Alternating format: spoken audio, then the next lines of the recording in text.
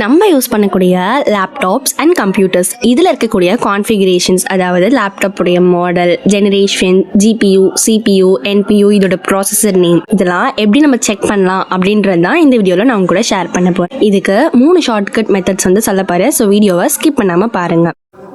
First method பார்க்கலாம். இதுக்கு நான் டெஸ்க்டாப் ஸ்க்ரீனை ஓப்பன் பண்ணி வச்சுருக்கேன். இப்போது கீபோர்டில் Window+R இதை சேர்த்து கொடுத்தோம் அப்படின்னா நம்மளுக்கு ஒரு டயலாக் பாக்ஸ் வந்து ஓப்பன் ஆகும். இந்த டயலாக் பாக்ஸோட பேர் வந்து ரன் டயலாக் பாக்ஸ். இதில் MS Info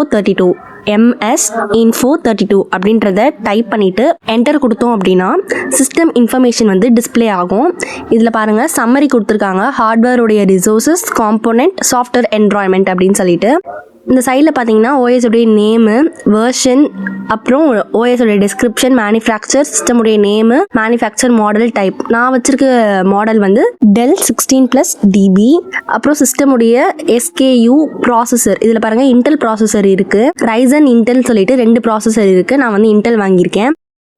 இதில் நீங்கள் யூஸ் பண்ணக்கூடிய சிஸ்டமுடைய எல்லா கான்ஃபிகரேஷன்ஸுமே காமிக்குது. பாருங்கள் 16 GB ரேம் வந்து 16 GB, அப்புறம் அவைலபிள் ஃபிசிக்கல் மெமரி வந்து 5.78 GB இப்படின்ட்டு எல்லா கான்ஃபிகரேஷன்ஸையுமே காமிக்குது. இதில் போயிட்டு உங்களுடைய சிஸ்டமுடைய கான்ஃபிகரேஷன்ஸை ஈஸியாக பார்த்துக்கலாம்.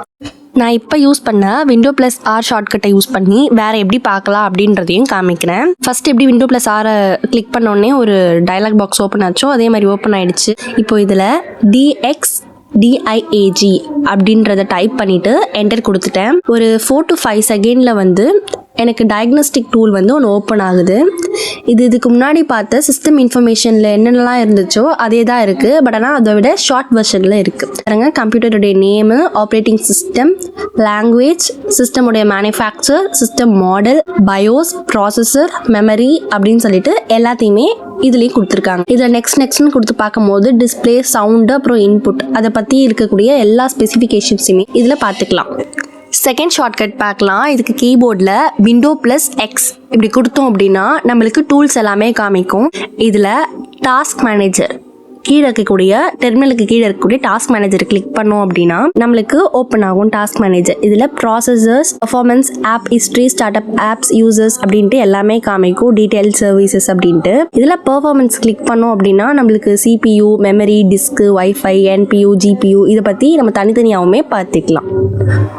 இதில் தேர்ட் ஷார்ட்கட் என்னன்னா டாஸ்க் மேனேஜருக்குள்ளே எப்படி ஷார்ட்கட்டாக போகிறது அப்படின்றது தான். இதுக்கு கண்ட்ரோல், ஷிஃப்ட், எஸ்கேப் இது மூணுத்தையும் சேர்த்தாப்பில் கொடுத்தோம் அப்படின்னா டாஸ்க் மேனேஜருக்குள்ளே போயிடும். செகண்ட் ஷார்ட்கட்டில் என்ன சொல்லணும் அதே தான் இப்பயும் ஓப்பன் ஆகும். இதுலேயும் ப்ராசஸ்க்கு கீழே இருக்கக்கூடிய பெர்ஃபார்மன்ஸில் போயிட்டு நம்ம CPU, memory, disc, wifi, NPU, GPU இதோடைய ஸ்பெசிஃபிகேஷன்ஸை செகண்ட் ஷார்ட்கட்டில் எப்படி பார்த்தோமோ அதே மாதிரி பார்த்துக்கலாம். இதுக்கு கீழே ஆப் ஹிஸ்ட்ரி இருக்குது. நம்ம சிஸ்டமில் இருக்கக்கூடிய எல்லா ஆப்ஸையுமே இதில் டிஸ்பிளே பண்ணும்.